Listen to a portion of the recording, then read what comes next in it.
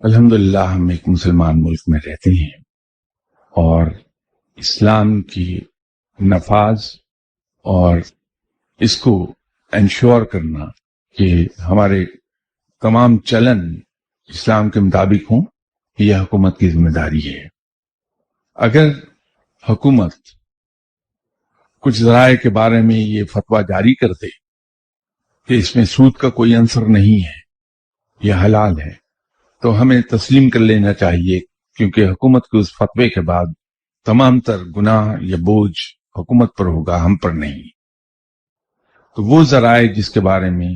اسلامی نظریاتی کونسل، جو پاکستان میں سب سے بڑا ادارہ ہے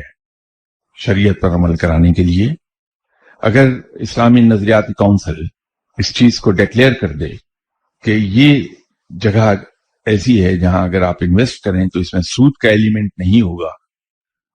وہ سیف ہے۔